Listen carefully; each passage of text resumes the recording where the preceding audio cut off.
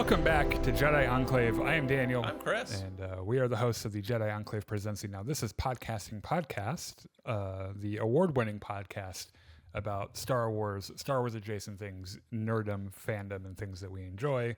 When I say award-winning, that is greatly exaggerated. I was going to say, what awards have we won? Well, we can't tell you about them. Yeah, they're secret. Yeah. Can't. It's classified. Yep. We've won none of them. It's on a need-to-know basis. Do they give awards out for podcasts? Probably. Yeah, we probably won't get one. Nah, I wouldn't think so. We're barely a podcast. So yeah, this is our thing. And this week, what are we doing this week? We're talking about some Star Wars news. We got a little bit of Star Wars news. A little bit of that. We're talking about Severance. Severance Season 2, Episode 3, which I think, and we'll talk about it a little bit when we get there. We'll talk about it a lot. I was already obsessed with this show, but like it's just getting worse. Yeah. And I really must be the demographic that they're like there's this one specific kind of person that's who this show is for. Let's just shotgun a billion mysteries at them. And I'm like, no satisfying trying to like catch all of them. Yeah. Like, no, where are they going? What does it mean? Yeah. They folded in some. Yeah, it is now very clear that the creators of this show are in love with Lost, because they folded in a very famous Lost mystery as just a Easter egg. Thing. Yeah. And it's really funny. I'll tell you about it when we get there. But I think the third episode of the season so far, probably the most thrilling episode they've had so far. And there've been good episodes, but like this one at the end, I was like, yes. Watching this show gives me anxiety. I know. Like, part of it is just how many mysteries there are and how little we know, but also the way everything is watching? shot. Yeah, like exactly. There's all these close-ups that linger for like way too long. Oh, I know. There's one in particular, right? And this one you're talking about, I know. It's in my notes. I'm like, oh, why? Why do you do it like that? Also going to talk about Friendly Neighborhood Spider-Man. Yes, which I hadn't watched. I watched the first episode last night and then the second episode today. And I went into it with a chip on my shoulder because my friend Monty was like, oh, I hate the animation. And I watched it and I was like, I kind of dig it. I kind of like it. I think it's actually kind of like, cool. It has its own style, which I can accept may not be for everyone, but I think it looks pretty good. You know what it looks? It looks like those original Spider-Man comics. Yeah. Those like Archie-esque, really colorful comics from like, I don't know, the 1840s or whenever the fuck. Like 3-tone dots that they printed to create colors. I think it looks kind of like that. And I think it's kind of cool. I find Peter Parker a lot of fun. Like I think it's a cool version of Peter Parker. I mean, he's Peter Parker. He's always going to be the goofball nerd with way too much responsibility. And it's nice that he's like we see a Peter Parker who is a freshman in high school, and not a Peter Parker who is a 35-year-old man. Tobey Maguire as a high schooler, and whose friends at school are 35-year-old adults. So like that's pretty cool. I ended up enjoying it quite a bit actually. And then I think after this, we're playing some video games in a new format that we have not done ever. And hopefully it all works out, and I think it will. I have faith that it will. I thought through everything. You are going to look ridiculous. Okay. I'm fine with that. You're going to be facing a different direction, though, so no one will know. You have to wear 2 pairs of headphones. Okay. The ones you're wearing now, but also the headset, which only has one ear thing. It only has the right. Yeah. So you'll put that on first, and then you'll put these on over it, and then you'll have like a little thing. But I think it's going to work out. This is going to be fantastic. Yes, it'll be great. So check that out. That'll be at 7. Maybe even a little earlier, depending on how we probably won't get done early. We never do. No. While you're here, if you could please give us a follow on Facebook Live, YouTube, Twitch, Discord. All those things are places we are at. We would love to see you there. Blue Sky. Blue Sky. Also, oh shit. I'm not gonna do it right now because it'll just derail this, and we're probably gonna go on too long anyway. News. Yeah, let's do some news. So first, are we just going straight down the... I think we should just go straight down. Okay. All right, you want to do this one? The Acolyte, which is a show that happened. I'm kidding. Which was divisive, let's say. Controversial. Was the second most watched show on Disney Plus in 2024. Which on the one hand, it's Star Wars. It has a mystery in it. I can kind of see how people would want to watch it. On the other hand, it kind of plays against the narrative of the worst people in the world who insist, oh, go woke, go broke. Too many black people in my show. There are a couple of angles. So first of all, it's one of those things where when you say it, it sounds very impressive. But I wonder if it actually is. Well, Disney Plus and bunch of other streaming services had a kind of a down year last year. All streaming across streaming services period had down years. Did you see what the first spot was? The one like most watched? I don't remember. It was Percy Jackson, which I didn't think is particularly a great show. So and like the thing is too, like based on the metrics that they've released or that we've kind of gleaned, it looks like Acolyte had a really strong 2-episode run, but after the second episode, interest kind of dropped off, and I think that's where the problem ended up becoming. And the fact that the budget for that show was a little insane. Yeah. And part of it, I understand why, because everything was shot on location. They had some pretty big name actors. Some of them they killed almost immediately, or one of them in particular they killed in the first episode. But she was still in the show throughout, and Lee Jong-jae was hot coming off of Squid Game, so like he was a really big name as well. Fucking Tommen. Poor little baby Tommen. Who had a really weird beard. I know. It was fake. It was I'm not sure that actor can grow facial hair. Because he's like a 30-something-year-old man now, but he still looks like a little baby. It's like a little baby head. It's like he hasn't really grown up since he was in Game of Thrones. He just looks like the same British teenager. But anyway, who knows what's happened with it and whatever. I don't think it really matters that much. Because we've talked about it on this channel a whole bunch. Not our favorite Star Wars live action show. It was fine. It wasn't at the bottom of the list either. I think that its biggest crime was it was like you have this like brand new format for Star Wars, this like murder mystery thing, and the result was I was entertained by it. There was some cool shit in it, but it's like at the end of the day, it's like okay. And I wanted it to be, oh my God, look at this fucking show, like Andor or something. And it just wasn't that. Or just like Severance, where the mystery, like you have to actually put some work in. That's a good point. They're different kind. But I'm granting they're different kinds of shows. But they're different kind of mysteries. Yeah. Like Severance, I feel like they really planned out where all the threads are going and everything. And I think they have a really good grasp on, it's not so like in Lost, that show is known for its mysteries, right? But the thing is that by the third season, the writers were just making it up as they went along, and it started to and then they started a time travel thing, and then nothing made sense. Because nothing ever makes sense when you involve time travel. Right, yeah, and then there was a famous writer's strike during the production of that show as well, so. But, I don't know, people are going to bitch about it. I'm sure there are people in the comments right now who are like, oh, Acolyte. Oh, Acolyte fucking suck. Blah, blah, blah, blah. Yeah, fuck you. This will titillate the Snyder Cut bros, though. Oh, it will, for sure. There is a rumor. Recent reports suggest that Henry Cavill is in discussions with Lucasfilm to portray a villain in an upcoming Star Wars project. Okay, I'm down for it. I think he could do a good villain. Yeah, definitely. He did a villain in Mission Impossible. Okay, yeah. You might remember there was the entire mustache gate with because he had to come back and do Batman and the Justice League or whatever. Do some reshoots, and they did the CGI. And they CGI'd his face. And it was bad. terrible. Yeah. The reason is because he was shooting Mission Impossible, and his character in that movie has a mustache, and it was basically just a dick measuring contest between the heads of whoever is in charge of Mission Impossible and DC, because they're not owned by the same company, and they're like, no, he's not shaving it. I don't care. It doesn't matter. It'll take him 4 days to grow it back. He's not shaving it. We're not doing it for you. And they're like, well, fuck you. We'll CG it out. And they're like, well, good luck with that. Right, it's a nice fucking mustache. Yeah. And the one memory I have of that movie, because Mission Impossible, like the newer Mission Impossible movies are pretty neat, but they're not, I don't know. The one funny memory I have of that movie, the one thing I remember above all the other things, other than that like majestic mustache, is that in a bathroom fight scene, Henry Cavill locks and loads his fists. But before, like he goes to fight, and it's like, and like he does that, and then starts fighting, and it's actually really funny.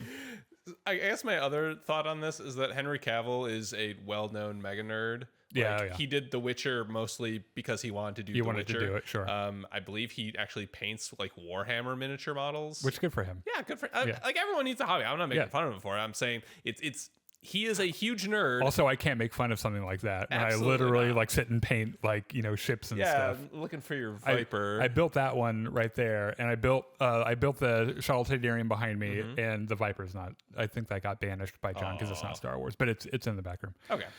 Yeah, or like any of the shit I have over here that I've painted. Yeah. But anyway, I would absolutely trust him to approach Star Wars as, holy shit, this is Star Wars. This is so big cool. deal, yeah. Rather than just being, oh, this is another gig. Right. Yeah. And yeah, I think it'd be cool.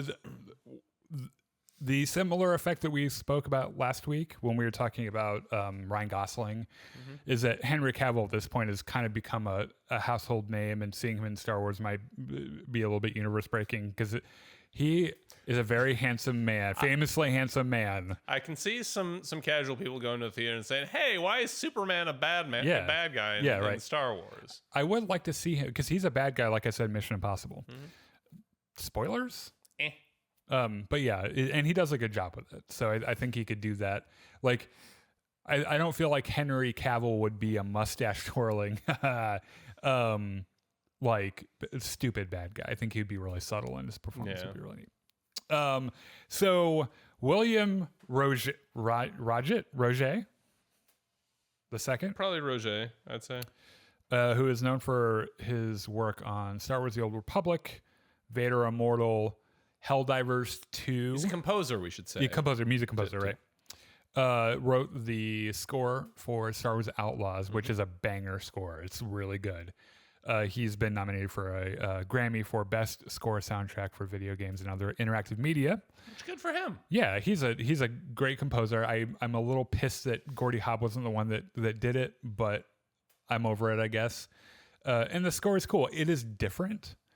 And there are pieces of it that are decidedly Helldivers. Like you listen to it and you're like, oh, so first of all, I'm having trouble not like banging my head to this, but also this is from Helldivers. It just makes you feel democratic. Yeah, a little bit of liberty. Yeah. So congrats to him. And I just remembered, I guess another thing this isn't on the rundown. I just read about this before we went live actually, that Carrie Fisher's dog, Gary Fisher, died today. Which is really sad. Wilbert Roget, if you're watching this, I'm really sorry we're ruining your Grammy announcement with this. But in fairness, we're not actually announcing it. Yeah, and you'll never watch this, so it doesn't matter. Yeah. You might remember that Carrie Fisher, every interview that she did, she had her little pug. Yeah. Whose stupid tongue was hanging out all the time. One of the most adorable dogs, adorable / that's not ugly. Ugly dogs. Yeah. I guess from Gary had an official Instagram, and it was from his Instagram. I think after she died, her daughter, what's her name? Billy Lord, took him and was taking care of him. So, Godspeed, you were a good boy. You want to talk to us about Star Wars: Path of the Lightsaber? Sure. So, or do you want me to do it? I can talk about it. So I don't read a bunch of manga because it's just not my thing. But I might be looking up this Star Wars Path of the Lightsaber, which is a new manga written by Kenny Ruiz, produced by Viz Media, I guess. All right. And it's coming out sometime this year, probably. There's no definite release date. Yeah, I don't think we know exactly when it's coming out, yeah. But it's about a kid living in post Last Jedi, finds a lightsaber, goes on wacky hijinks. You mentioned The Last Jedi. Chris, what are we going to do? You know what? At this point, if you want to fight about Last Jedi, that's fine. You can come over here and suck my left nut. You can't sexually harass our fans. I wasn't talking Chris, to our, you can't do this again. Our fans I told you. Aren't the type of people who would want to fight over The Last Jedi. I don't know how many times I've told you cannot sexually harass our fans. Anyway. But no, fuck you, seriously. It's coming out sometime this year. It looks kind of cool. The bits of art that they showed to promote it look neat. You know, manga in Star Wars isn't the first time that those two things have met. In fact, I think I might have on my bookshelf. Yeah. Oh yeah. This is the Legends of Luke Skywalker. I don't know if you can see that. The Legends of Luke Skywalker, which is a black and white manga-ish thing. Yeah. And these stories are really cool. A little dust on that. And I love me some Luke Skywalker, which is why I bought it. And they're just in-universe, heavily embellished stories Well, of the time Luke Skywalker came to town and blew up everything or whatever. The whole hook is that they are stories. They're like third or fourth hand, right? And every time it's retold, his legend just gets spun more and more out of control. And he's done these like fantastical things and everything, but like they're like some which of the ones are like there are little nuggets of truth in all of them, and you're like, oh, I bet that one actually happened though, because that's like something that we know about that that actually happened. Also, sort of related to this is Star Wars Visions, which had a lot of Japanese anime studios, which similar-ish art style. Yeah. So they're doing season 3 of that, right? I believe they are. Yeah. I wonder if that happens this year. Maybe. Because I've enjoyed both of those seasons. I think they've been they're great. a ton of fun. There's some episodes that I'm like, I wish this was getting a full series because it's just like the one episode. Do you mean like a single episode? Yeah. Yeah.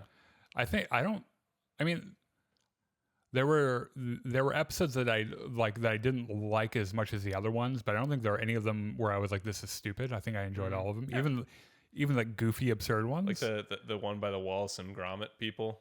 I thought that was great. I thought it was. You know which one I thought was really goofy was the brother and sister from season 1.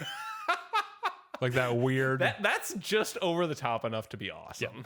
Yeah. Ian says the Amazing Spider-Man was great. Loved the animation style. It was just like watching a comic, especially with the transitions and split screens. Yeah. Do you want to just go there?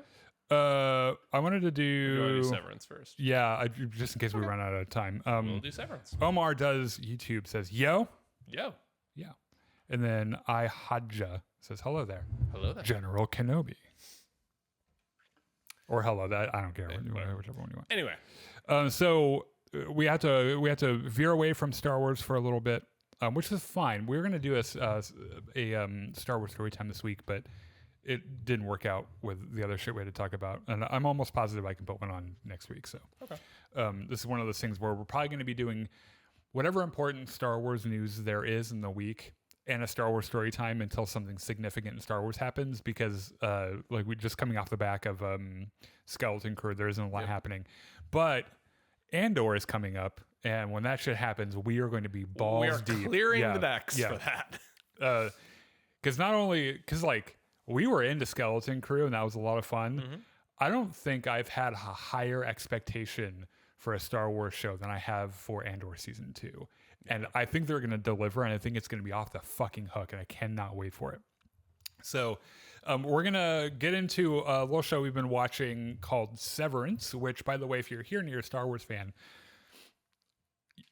you should trust our judgment on what good media is, okay? Because I wouldn't lead you astray. I really would not do that. We do not get our kicks off of wasting your time. Yes. And Severance is one of those shows where I feel like you could be into a lot of different things and watch that show and be like, damn, what a good show. It does the Andor thing where it can just be two characters sitting in a room talking to each other. Yeah. And it is absolutely thrilling. Yeah. Like edge of your seat. Oh God, what's going to happen next? Right. And it's just two people talking. Yes, it is fantastic. And this show's going to get a lot of praise from me, because I think I mentioned last week one of the biggest fears was that I loved season 1 so much, and I loved the finale of season 1 so much that I was worried that season 2 wasn't going to measure up. Possibly stick the landing. Right? So far, it absolutely is, and it just grows more absurd, but at the same time more compelling and deeply emotional.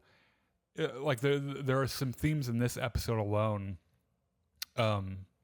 about, and I'll be more specific when we get to this point, where you can see yourself in a similar situation and think about what you would do. And it's just I love shows that get me to think like that and get my cold heart to feel something. And it's like, oh my God, this is one of those shows. So this is Severance season 2 episode 3. who is alive. So this is spoilers for Severance, by the way. If you've not seen this episode, go watch it and come back and tell us what you thought. If you've not watched the show at all, go and check out season 1 because it's absolutely fantastic. Such a good show. So I'm going to go through. I took some general notes on the timeline. We're not going to go like scene for scene necessarily, but jump in when you have a thought. Sure. One of the things that this show does so well are its unique shots.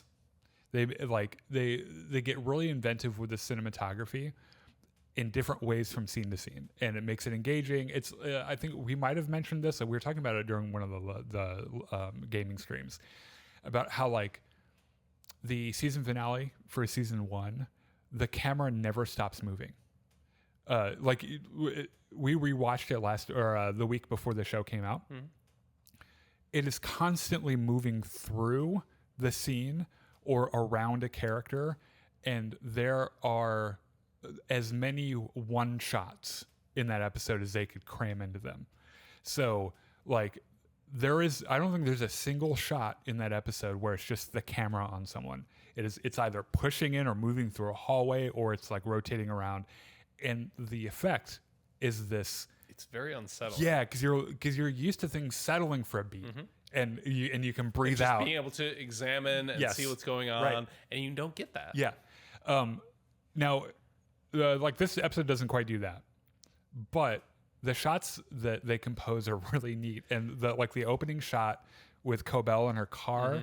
In the middle of fucking nowhere and all the snow and shit. They sometimes, one of the things this show does really well, they do these really like pulled back, almost artistic shots. Like wide. You could just frame it and put it on your wall and be like, wow, that's a really cool picture. Like a Kier painting. Yeah. Yeah. Which, oh my God. Oh man. So she's like, it's a metaphorical crossroads, right? She's sitting on the end of the edge of the road. She's trying to figure out, is she going to go forward or is she going to go back to Lumen? And she has in her car on the passenger seat, like the breathing tube that belonged to her mother that we see in the first season when she destroys her little Kier shrine. Which one of the many mysteries of the show is, what is Cobell's like? What is she like? What's driving her to do what she does? And is she fighting for Lumen's like best interest, or is it something else? Because now I'm feeling it might be just something else. Yeah. And I'm interested to know what is in Cobell's past that has gotten her to where she is, where she's like, who knows what threads she's trying to play, right? So she's sitting there trying to figure out, am I done? Am I putting Lumen in the literal fucking rearview mirror, or am I going to turn around and go doing back? all this sitting in her like early 80s hatchback? Yeah, and that's there's a part of the show that is kind of timeless, and I think we mentioned this the last time. Yeah, because like they have modern technology like smartphones and shit. Yeah. Then if you go down on the severed floor, they have like these old Apple-looking computers, and like every single car in this show is like from the late 70s, early 80s. Yeah, it is like very real bizarre, boxy thing. We have no idea where this is, if it's in the United States, because I get the feeling it's like Pacific Northwest-ish, but that could be totally wrong. So they filmed it in New England. Okay. And there's a piece of mail in the first season that the city they're in is Kier, PE, which is not a state abbreviation. Yeah, it doesn't belong to the United States anywhere. It's very, and I'm pretty sure they did this on purpose to make it, so they can make it whatever they needed it to be. So Mark is trying to do this weird thing that we don't understand at first. Yeah. Where he's got his stopwatch and he's like trying to time something, and he jumps out of his car. Runs into work and times how long it takes before he passes out and is severed. Yeah, like it's on the elevator and shit. Someone pointed out on the internet that the number, so they all have their lockers before they go down to work. They all have numbers on them. Yeah. And the numbers of the people we've seen so far correspond with the numbers from Lost. The famous numbers from Lost. Of course. And this is almost certainly not important to the narrative. This is like... This is just another example of the long shadow that Lost casts on an entire generation of TV producers and writers. Particularly, I think this writer, who I would imagine was a huge Lost fan, and I think is because there's a lot of this is just a love letter to Lost. Though I feel like that's kind of what Apple Originals thing is, because we've been watching Silo, which, by the way, is a show everyone should watch too. Is I think almost as good as Severance, where it has a lot of the same weird mystery elements and stuff to it. So you don't know what he's doing, but he gets down to work, and his AnyMark has printed off missing flyers for Miss Casey. Yeah, these sketches of Miss Casey. So they're going to distribute them. Well, they're going to carry them around, right? But they're not going to hang people, them, but not hang them up anywhere because they don't want the management to know what they're doing. Which feels a little naive to me, because it's like, Mark, they're watching you right now, right? They said they weren't. Yes. They said they took all the cameras and microphones out. Yes. But come on. And I think even Irving was like, guys, come on. Come on. They're clearly watching. I got the subtext that there are, there are things are different, but they're not different. Right. So Helly and Mark are going to go off to try to find the goat room. Yep, the goat room. Irving is going to go to Owen. Which, by the way, that's just an utterly insane thing for an office building to have a goat room. Yeah, wait till we fucking get there. Yeah. Because it only gets weirder. Yeah. Irving's going to go to O&E or O&D. Where his boyfriend. Where Bert was, yeah. And then Dylan's supposed to go out and do this, but he's actually like, you know what? I'm in the fucking zone here. Yeah. I'm just going to keep clicking on the scary numbers. Yes. Y'all can go do whatever you want. I think it's an interesting thing that, Dylan's thought was, okay, so, they're going to try to manipulate me with perks, because it's that's his thing. He likes his perks. Yeah. And so he was, ready for it. And then they offered him a perk that he's incapable of turning down. And that's why he's not joining them on this thing, and he's staying there to do his job. And it's a little disappointing, like in a narrative, it isn't disappointing writing. It's you feel a sense of disappointment in him because you're like, come on, dude. You were the hero last season. Your fucking friends are relying on you to do this, and you're sitting here just clicking on numbers. Yeah. So, okay, this is where I got to talk about my thoughts on Helly. Okay. Because I'm pretty sure this is Helena. After we did the show last week, I went home and read some things, and I think it's Helena too. She's kind of weird. There's something off about her. Somebody pointed out that at the end of, I think it's episode 2, wherever, when they all go back to work and they're all flipping the switches and then booting up their computers, Helly has to fumble around to figure out how to turn it on. No. And everyone else just muscle memory boots it up. Right, because they know right where it is. She has to be sure, is this the No, okay, if that's true, and I have not heard this, and I'm not doubting that you would lie to me, obviously. That is compelling. That is really compelling evidence to me that she's not, To be fair, I guess Helly didn't work down there for very long before they did their escape break. And they did a lot of fucking around, walking around the hallways and shit. But at the same time, you would think that she would have figured it out. Yeah. And because if it's a fumbling around, she's never once turned it on by herself, that's pretty compelling to me. Yeah. So this is Mark's plan. They're going to find Miss Casey somehow with the flyers. They're going to get her to the stairwell door. Past where you switch into Audi mode. Yep. And then he's like, my Audi will know what to do. Yeah. And I like how Helly's like, okay, I don't think that's going to work, but okay. Yeah. And then they have this moment where they're just kind of staring at each other, because Mark's like, you're really going to help with this? And Helly's like, yeah, I guess. And he's like, oh, that's really cool. And they're just standing there smiling at each other. And it's like, I just want to mash their heads together. Go ahead. It's kiss, please kiss. And then there's a really weird shot from around the corner where it looks like someone might be watching them, which is also really weird. And I the thing that makes it based on Helena's from House of the Dragon. Yeah. Helena, I think. Helly, whatever the fuck. Lumen Lady. when she's watching the security footage of her, Innie, and Mark kissing, there's something in her. She's like, "Ooh, She's like, ooh, he's actually kind of hot. I might ride that dick if I get the chance." And like, you can. I wonder maybe if part of what she's doing down there is just to be like, I wonder if I feel anything, for anyone ever. Yeah. There's a weird scene of like Milchick finds Mark's welcome back balloons, and he's really pissed. But he off really about it hates them. Yeah. He's like, fuck off. Then he gets back to his office and the board is there. Yeah. By which we mean that the board's little speaker is set up. Yeah. It doesn't really matter that we do these out of order. But I saw a theory about Miss Wong being Miss Casey and Mark's daughter. That was actually my first thought as well, but I don't know that the timeline necessarily matches up. Well, no, because his wife had only been dead for a couple of years. So if they had a kid, she would have to be significantly younger. Unless there's some like Lumen super science age you up quick technology going on here. Like the Kaminoans and the clones. Yeah. Like accelerated growth. Yeah.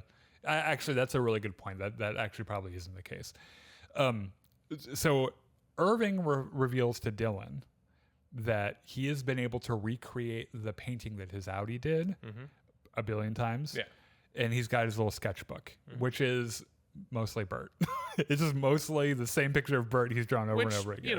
Is adorable. It is absolutely fucking adorable. But still, it's interesting that some of those trained skills, especially when you're an artist who's like honed that. Like, I wonder if we were severed and we went down to the severed floor and someone hands you a cello or hands me a saxophone, if we're just able to play it and be like, huh, and not know why. Weird. I wonder why I could do that. Right. I think it's interesting that or like the fact that when Irving was out in the real world, his Innie was out in the real world, he just knew how to drive his car.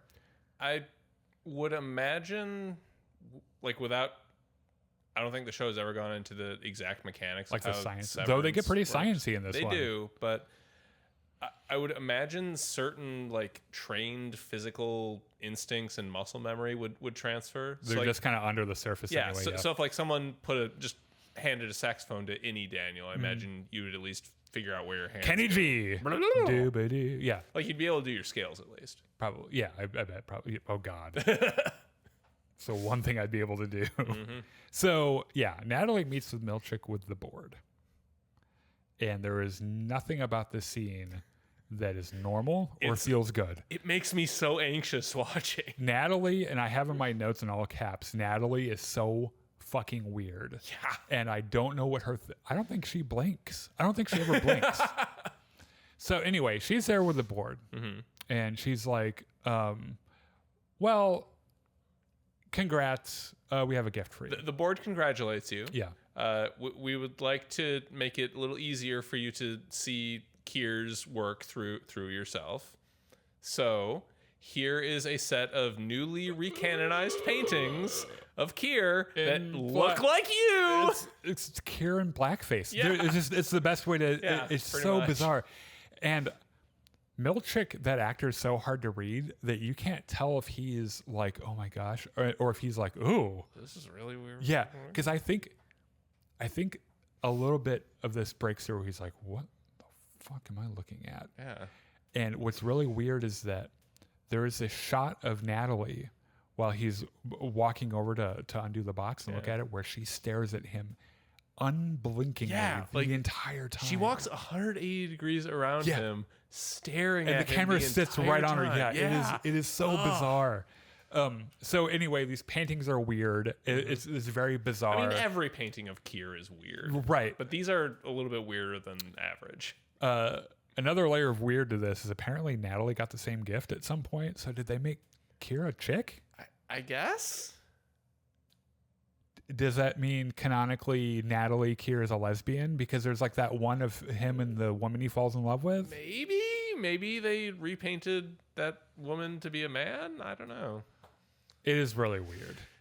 Everything about Lumen and its relationship with Kier is weird. There is also this really weird moment because it would appear like every interaction the board has with someone is just a mindfuck. Yeah. because they never speak first. Yes, it's always done through the intermediary. Right. And Like, they never initiate the conversation. And they always terminate the interaction in mid-sentence when someone else is in mid-sentence.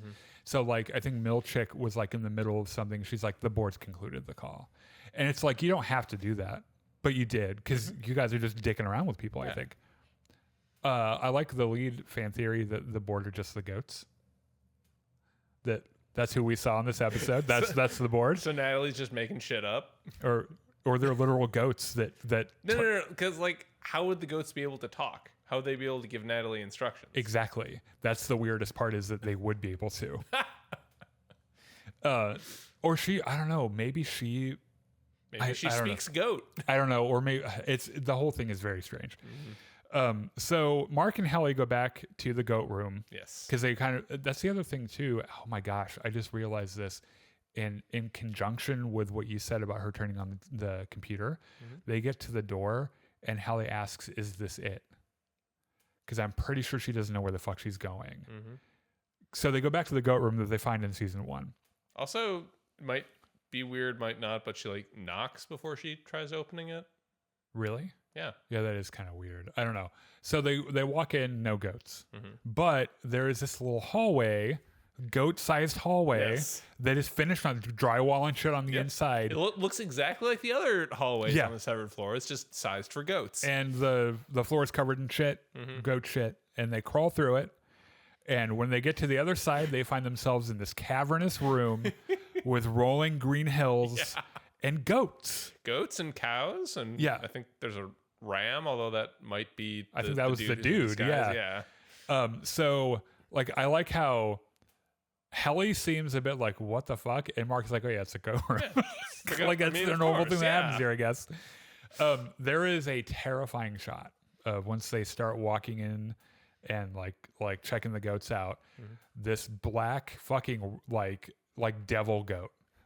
Like just right in frame with his fucking horns and shit, and the camera swings around and it's a guy, and you're like, what the fuck? And okay, so first of all, this is where we are introduced to Gwendolyn Christie's character, Lauren, I think her name is. Doesn't matter. Gwendolyn Christie, who you might know as Brienne of Tarth from Game of Thrones or Captain Phasma, is a brilliant character actor. She's also like 6.5 feet tall. I think she's taller than I think. Yeah, she's huge. Yeah, she's very, very tall. And she towers over both of these actors. And she's just standing on this ridge holding these shears like she's gonna stab and someone. Says, "Are you here to kill me?" And you're like, that's a weird way to open a conversation. Are you expecting someone to come into this fucking room? Are there assassins on the severed floor? I think this kind of plays in. You might remember that there was that piece of art that was accidentally printed in MDR that Irving finds, where it's like members of MDR with weapons, like fighting other people. I think that there's, I don't know, that there's some weird shit happening, but they go over to her little desk, which is just a regular office desk in the middle of this goat room. Grass. Yeah.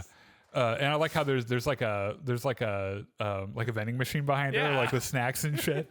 And she's got a big fucking lumen cowbell on her desk. And they have a little chat. So we find out that that she's called a mammalian nurturable, or I think that's what the department is. That's the department. Yeah, mammalians nurturable. Yeah. And so they ask about Miss Casey, and she rings the bell. She's like, I think you should leave. And Mark's like, not fuck until you fucking tell me about Miss Casey. And she's like, I'm going to ring this fucking bell. So we think before this that the guy on the ram head is like the only one there. No, there are like, I don't know, 8 or 9 people. Yeah. And they all just fucking surround them. With like pitchforks and shears and shit. It is very weird. And I have a feeling that the people that work in this division aren't supervised as closely as like MDR is. It's vaguely like, I got vaguely Children of the like Lord of the Flies kind of thing. Yes, yeah. That's exactly how I felt too. Okay, so Dylan is taken by Miss Wong to the Audi family visitation room. I love, like, he's just following her through the hallways. Like, is it rude to keep asking why you're a kid? Why you're a kid? Like, are you here of your own will, or are they forcing you? Like, this is all just very strange. And of course, Miss Wong doesn't say a fucking word the whole time because she's a very creepy child. Yeah. So Dylan gets to meet and hang out with his Audie's wife. This entire sequence is so fucking awkward. Bizarre. And like, first of all, one of the heartbreaking things is even though his wife will deny it, she thinks his Audie's a fuck up. And it was a little unsettling because you can tell that like any Dylan is more driven. And he's more like goal oriented, and he's really good at what he does. Yeah, I wonder how much of that is the subconscious realization that like he's really good at this. Yeah, and like he found his. He doesn't have a whole lot of other things that he's really good at, so that's why he's so driven to do it. There's this kind of heartbreaking sense that maybe she likes this version of her husband more. Because he seems more like on top of, he's wearing his fucking suit. And he's like more on top of shit. They talk about their kids a little bit. And she shows him a photo of the family. Like very obviously like a vacation photo or something. Right. He's like, damn, we live on a cattle ranch? Yeah. The one where I think my dad and my stepmom have a picture like this where you dress up as a cowboy and a, whatever, and you get the picture. That was a funny line about like, do we live on a ranch? They embrace at the end. First of all, I thought it was really funny that at the beginning, it's very clear that Miss Wong is watching the whole time. Yes. Because at one point, the wife uses Milchick's first name, and Miss Wong is like, we don't do that here. Yeah. We're gonna have to skip ahead a little bit. I'm gonna speed around a couple of things. Okay. Irv goes to O&D, or O&E, whatever. And he finds that old lady that worked there, and there's this really heartwarming interaction where she gives him a really warm hug, and they sit and they talk about Bert for a while. Bert, and Irv pulls out a sketchbook and says, see, I drew a picture of Bert every single day. It ruined my productivity, but that's a picture of the hallway. You weren't supposed to show you that. She's like, oh, I know that. I know that. Yeah, that's the fucking delivery hallway where Exports hall. Yes. We used to take shit, but now they send a guy down there. So now we know that this is a place that other people know about. She knows how to get there. Yeah. I thought it was really nice. Like, this woman was very suspicious of MDR and was like looked kind of strict and cold. And they both very clearly miss Bert, and they have this moment together about it. And I'm like, God damn it. I'm not supposed to be feeling shit like this in this weird goat thing. Like, I don't understand how we switched to this. So back in the goat room, Gwendolyn Christie reveals that she does know Miss Casey and that she was giving wellness sessions in their husbandry tanks, which, ew. I don't think I ever want to learn more about that. But we find out that like a lot of the goat people there talked to Miss Casey. They really liked her. And they did the wellness sessions where there's like they share a little bit of information about their Audis, and like it kind of like, I don't know, it makes them feel better. Yeah. And so they all decide that, Miss Casey, they're like, oh, she was actually kind of cool. Yeah. So we haven't seen her. If we do, we'll let you know. We'll let you know, I guess. Before you go, we'd like to see if you have pouches. I'm sorry. Can you lift up your shirt and show us your bellies? I'm sorry. What pouches on your stomach? Like, pull up your shirt, and they're like, you know what? Whatever. You know what? This isn't even the weirdest thing I've done today. Yeah. And so we've confirmed, not that we needed it, but the goat people needed it. The people from MDR don't have pouches. Yeah, now we know. So, okay, so this is crazy. This is the problem with this. I don't know which of this stuff is important because I think it might all be. So, Audie Dillon watches the kids as his wife goes to work. She works the night shift. It was like a security gig. Yeah. She asks he asks how her session with the Innie went, and it's weird. She's like, yeah, it was fine. Him asking about it felt weird. Like he was like sitting, like he was waiting to ask her about it and trying to figure out what the right time was. And I don't know, their thing is very strange. I wonder how close they are to a divorce. Here's a crazy thing. Rickon and Natalie are apparently now friends. Yeah. Who seems to have won him over with flattery. Yes. Which Rickon is a very simple person. Like you just say, "Oh, I love your book," and he's your best friend. That book, the UUR, is a real book. and you can read or listen to the audiobook on like Apple Books. Oh God. Yeah. And I'm going to listen to that motherfucker the first chance I get. So they want to bring the book in for innies, but they want to change it a little bit. Like the slaves Bible. Like you got to cut out everything from the Bible about freedom and liberty and give it to the slaves. Right. Devin, his wife, is like, what the fuck is happening? Really fucking weird. But she's got her own sketchy shit to go do. So she doesn't have time. So she's like, what the fuck ever, make sure you feed the kid. Yeah. Devin and Mark are working on something that we don't know what it is. Okay, these two scenes. Cobell confronts Helena in the parking lot at night, and Helena walks over. Cobell makes a bunch of demands. She's like, "I want to be back on the Severance floor. If you want me back, I need to be back on the Severance floor." Like Mark is so close to finishing up on Cold Harbor. What is Cold Harbor? Why is Mark so important? We don't fucking know. Yeah. So she's like, "Okay, I'm going to call the board." And she turns around and walks toward the building. She's like, let's go. Yeah. Harmony follows her. I think sees her driver. I think that's what spooked her. Yeah. Yeah. Something spooks her. And she just turns around, goes right back to her car, drives away. And it's the way, because everything's so dark, like it's dark outside. And like Patricia Arquette is such a like seminal actor that you're just like, yeah. Why? Like you see this, she's like, am I about to get whacked? I'm not getting whacked tonight. Nah. So I'm going to turn around and go back to my car. Yeah. I just also realized that seminal might not have been the word I was using for, and I might be confusing that with another word. And I don't mean to say like seminal as in seminal fluid, maybe prolific. Okay. Such a prolific actor. Anyway, so that whole thing was weird, right?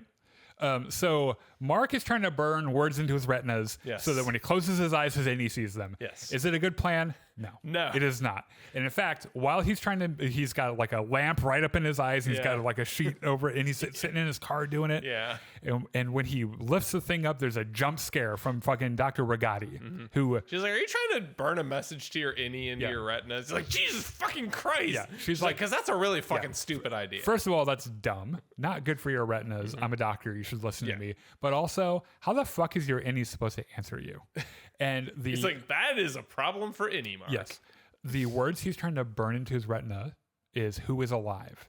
Because it is unclear to them when Mark screams, she's alive, that was he talking about Gemma or was he talking about the baby, right? Yeah. And so she's like, I've got a better idea. How about we do reintegration? And I'm better at it now. And you're like, were you not good at it before?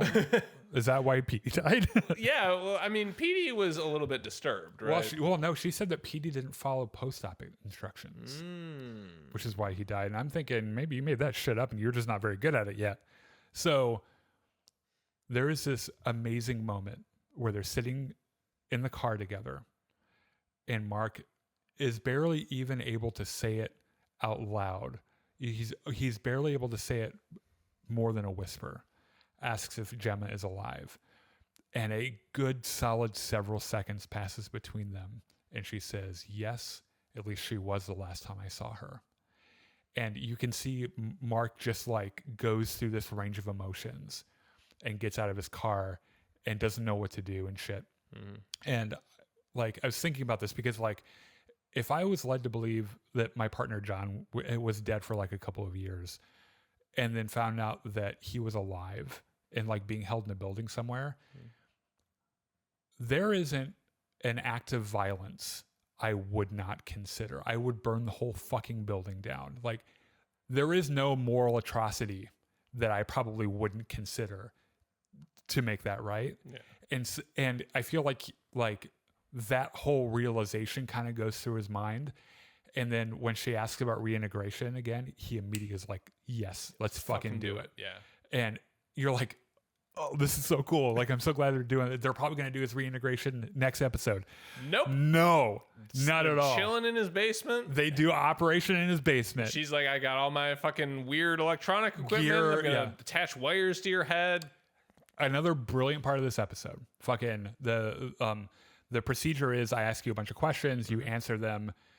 She explains how Severance works, how they're like they unphase two brainwaves, and the innie lives on one, and the whatever. Is it super science. Probably. Yeah. She starts asking questions. He's able to answer them very easily. And all of a sudden you're like, this is starting to sound a lot like the very first episode of the first season when Helly gets asked the questions when she wakes up. And they get to they get through some questions. It seems like Mark, as they go along, is taking a little more time to answer them.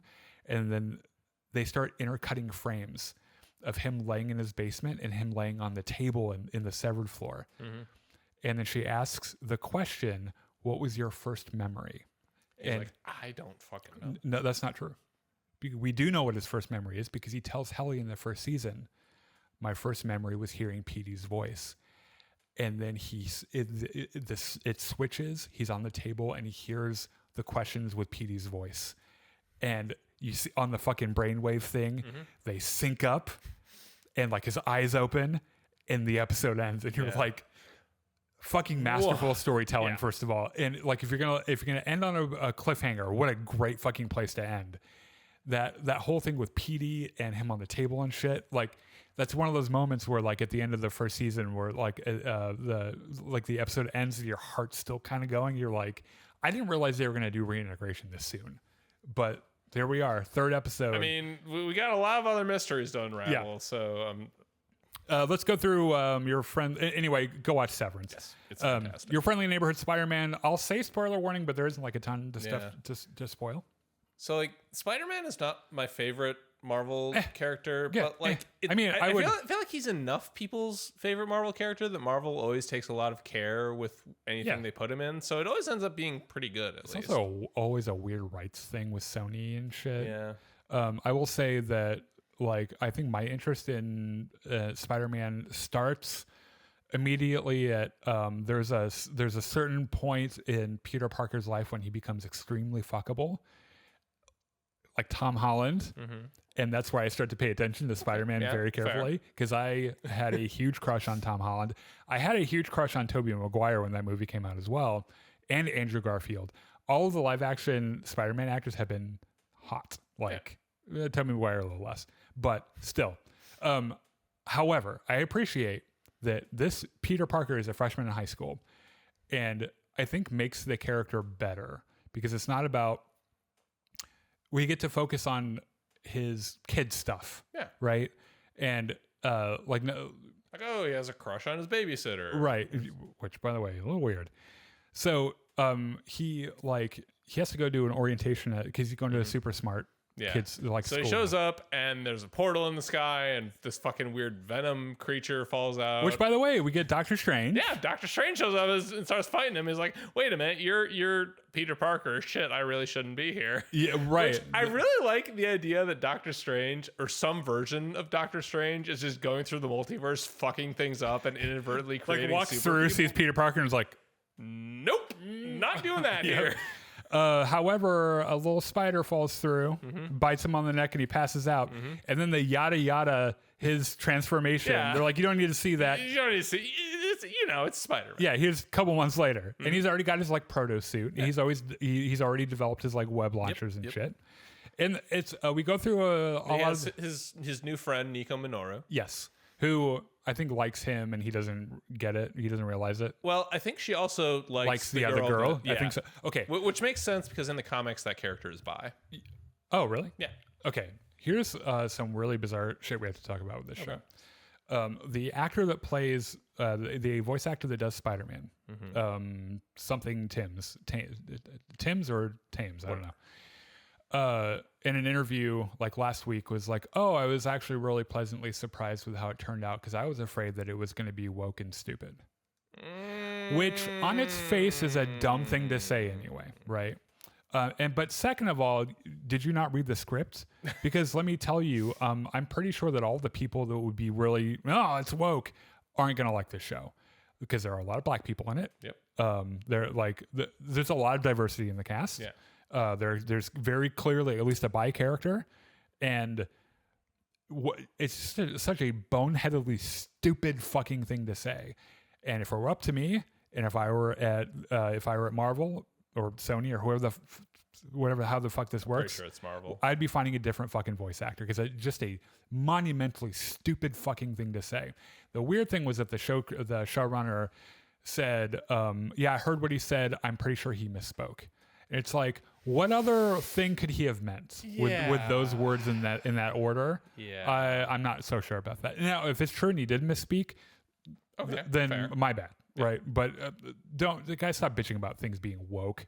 It just doesn't make sense. Like that word, the right word has no used longer it. means Yeah, anything. they've used it so much to describe everything they don't like that it just doesn't make sense anymore, and it's just stupid.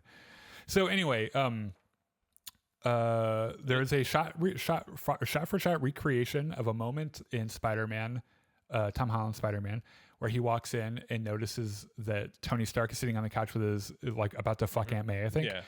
So this time it's Norman Osborn. Which, would you trust a man with Norman Osborn's haircut? No, I would not trust a man with Norman Osborn's haircut. You know what's weirder than that is that he's modeled off of those old Spider-Man comics. That's what he looks like, except that he's white and has that haircut, which I think is weirder because I think they're like kind of cornrow kind of things. It's something. Yeah. But like, which by there's another thing you think is woke or whatever is that they've switched a lot of characters around. Norman and Harry Osborn are black. Dr. Connors is a female. And you know, so that's going to be a problem, I'm sure, to a lot of people. Anyway, he gets an internship at Oscorp instead of Stark Industries. And he gets assigned with Dr. Connors with her one fucking arm. Yep. One of his fellow interns is Amadeus Cho, who in the comics is another Hulk. Every one of his fellows are different characters in the Spider-Verse somewhere. So everything ends with he sees a crime being done on TV while he's doing his internship. So he fucking steps in the staircase, suits up, swings out, beats up the butane guy. Butane, right, yeah. So the problem with this is that apparently Norman Osborn has cameras everywhere and saw it, calls him into the office and was like, "You're Spider-Man, here's the video." And he's like, "Oh, well, fuck." Goddamn it. And that's the end of the episode. So where's this going to go? We don't know yet. I have first 2 episodes. I'm thoroughly enjoying it. I think it's a lot of fun. I'm definitely going to be watching the other ones. So we've got to go. Yeah, we're gonna play video games. Yeah, we're gonna play some video games right after this. We hope you join us. It'll be here in just a few minutes. Thanks for joining us. Thank you for the comments. We appreciate it, and we'll see you guys later. Bye-bye.